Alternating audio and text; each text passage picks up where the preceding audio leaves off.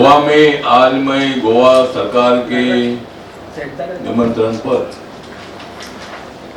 भारत सरकार के social justice and empowerment राज्य मंत्री के नाते आज मैं गोवा की राजधानी पणजी में आया हूँ और यहाँ अंतर्राष्ट्रीय पर्पल फेस्ट हो रहा है जो दिव्यांग जनों के लिए सशक्त बनाने का एक बहुत ही बड़ा काम हमारा मंत्रालय कर रहा है। और social justice and empowerment ministry में 2 सेक्रेटरी है, एक secretary social justice and empowerment के लिए है और दूसरा सेक्रेटरी दिव्यांग जनों के डेवलपमेंट के लिए जो हमारा मंत्रालय काम करता है उसके लिए है। तो ये जो मतलब अंतर्राष्ट्रीय दर्जा का अनेक देशों के दिव्यांगजन यहाँ मौजूद है और उनको शिक्षा देना है, उनको रोजगार देना है, उनको सशक्त बनाने के लिए हमारा मंत्रालय बहुत बड़ी मदद करता है। सुगम्य भारत योजना एक हमारे मंत्रालय ने बनाई है और उनका जीवन सुगम्य हो, उनको सुगम्य फैसिलिटी मिले, उसके लिए हमारा मंत्रालय काम करता है। देश भर में कम से कम 2 करोड़ 68 लाख इतने लोगों की संख्या दिव्यांगजनों की 2011 की जनगणना के मुताबिक है और हर राज्य में मतलब दिव्यांगजनों को सशक्त बनाने के लिए भारत सरकार का भी प्रोग्राम इम्प्लीमेंट होता है और राज्य सरकारें भी उसके लिए मदद करती है। तो गोवा में अंतर्राष्ट्रीय दर्जा का ये पर्पल फेस्टिवल हो रहा है। हमारे प्रमोद सावंत जी जो यहाँ के मुख्यमंत्री है और सुभाष पल्लीसाई जो सामाजिक न्याय डिपार्टमेंट के मंत्री है, उन्होंने हमको यहाँ निमंत्रित किया है और हम हमारे डॉक्टर वीरेंद्र कुमार जी जो हमारे मंत्रालय के कैबिनेट मंत्री है वो भी आज इस फंक्शन में मौजूद है। तो जिस तरह माननीय नरेंद्र मोदी जी की सरकार सबका साथ सबका विकास का नारा देती है और सब में हमारा दिव्यांगजन भी आता है, मजदूर भी आता है, किसान भी आता है, महिला आती है, युवा आते हैं, दलित आता है, आदिवासी आता है, ओबीसी आता है, हिंदू, मुस्लिम, सिख, ईसाई, बुद्धिस्ट, जैन ये सब उसमें आते हैं। तो नरेंद्र मोदी जी का एक सपना है कि भारत को 2047 में जब देश के आज़ादी को 100 साल पूरे होंगे तब अपने देश बहुत ऊंचाई तक पहुंचेगा और भारत सरकार ने 11 सालों में बहुत बड़ा डेवलपमेंट किया है। कल माननीय प्रधानमंत्री नरेंद्र मोदी जी नवी मुंबई में आए थे और वह Navi Mumbai new Mumbai international airport का उद्घाटन उनके लोकार्पण 16 उनके हाथ से हुआ है और ये एयरपोर्ट दुनिया का बहुत ही बड़ा एयरपोर्ट है और दुनिया में जो भी एयरपोर्ट है उसमें मतलब उसका नंबर बहुत ऊपर लगता है और इसीलिए मतलब डेवलपमेंट हमारे सरकार का मुख्य उद्देश्य है। रोड का डेवलपमेंट है, गरीब लोगों को गरीब रेखा के ऊपर उठाने का विषय हो। आज तक हमारे सरकार ने 10 सालों में 25 करोड़ से ज़्यादा लोगों को गरीब रेखा के ऊपर लाया है और हमारे सरकार के माध्यम से मतलब किसानों के लिए 6-6 हज़ार रुपये उनके अकाउंट में डाले हैं। किसानों की जो अभी हमारे महाराष्ट्र में, पंजाब में, जम्मू में और अनेक राज्यों में भारी बारिश से बहुत बड़ा किसानों का नुकसान हुआ है और हमारे महाराष्ट्र सरकार ने कम से कम 31,000 करोड़ का ऐलान किया है और हर किसानों को मतलब उसकी मदद मिलने वाली है।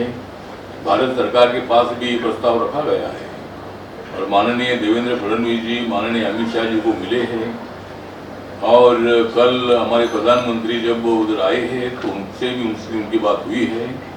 भारत सरकार के तरफ से भी और भी मदद उसके लिए मिलने वाली है और वो भी किसानों के लिए दी जाएगी।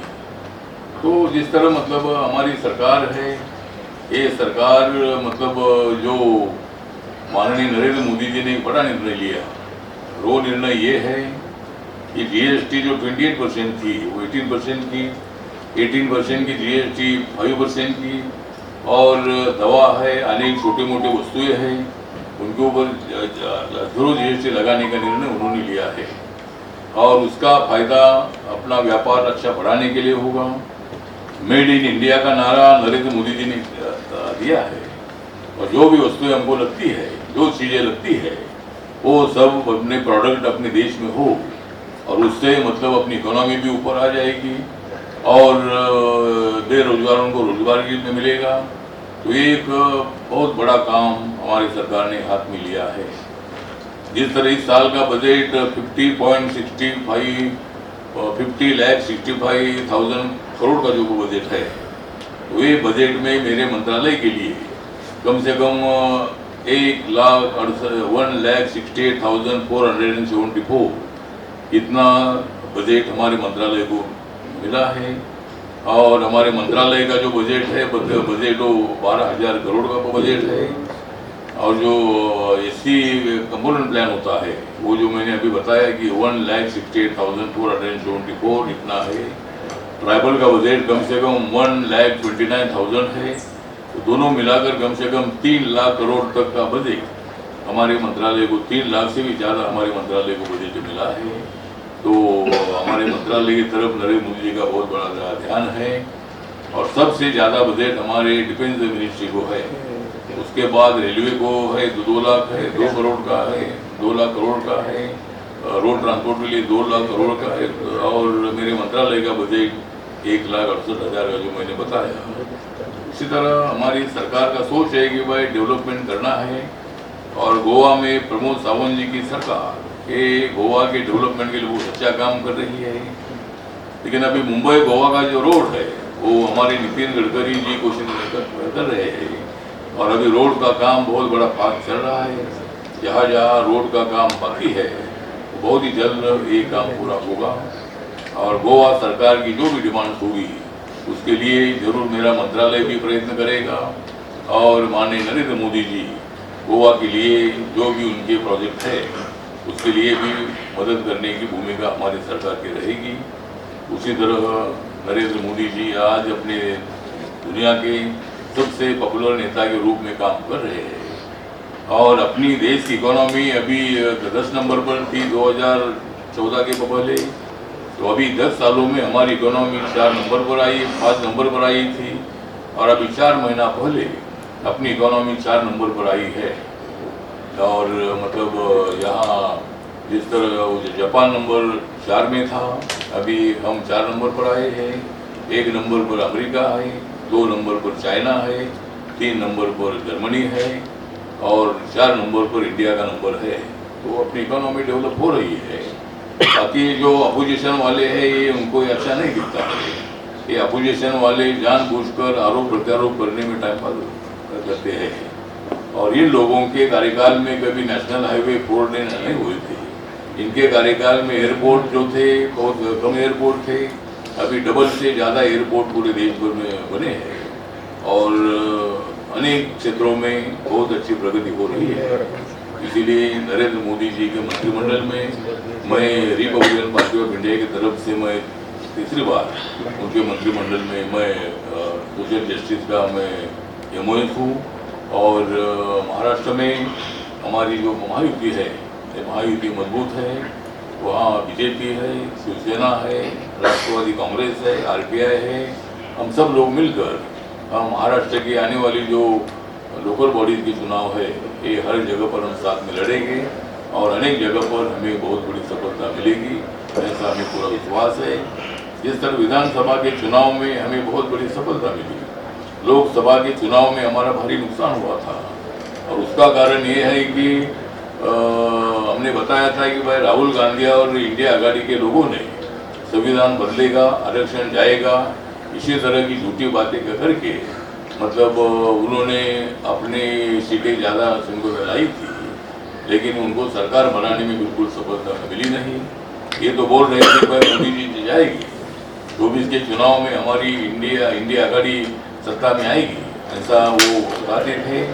लेकिन नरेंद्र मोदी जी तीसरी बार देश के प्रधानमंत्री बने हैं और हमें पूरा विश्वास है कि 2029 में भी हमारी एनडीए की सरकार आएगी और हम लोगों के लिए काम करते रहेंगे।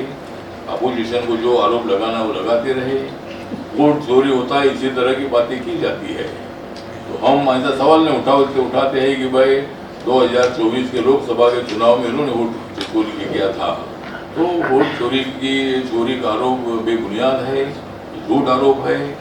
राहुल गांधी जी इलेक्शन कमीशन को नहीं मिल रहे हैं और बाहर से ही मतलब बातें करते रहते हैं। तो आने वाला जो बिहार का जो चुनाव है, बिहार के चुनाव में मतलब हमारी जो इंडिया आघाड़ी है, नेशनल डेमोक्रेटिक अलायंस है, ये अलायंस एक साथ लड़ेगा और वहाँ नीतीश कुमार जी के नेतृत्व में हमारी सरकार आएगी, ऐसा हमें पूरा विश्वास है। और गोवा में प्रमोद सावंत जी का मैं आभार व्यक्त करता हूँ। यहाँ जो गरीब लोग हैं, दलित लोग हैं, जो बाहर के राज्यों से इधर आए हैं, सबको साथ लेकर वो गोवा का डेवलपमेंट कर रहे हैं, इसीलिए मैं उनका भी आभार व्यक्त करता हूँ।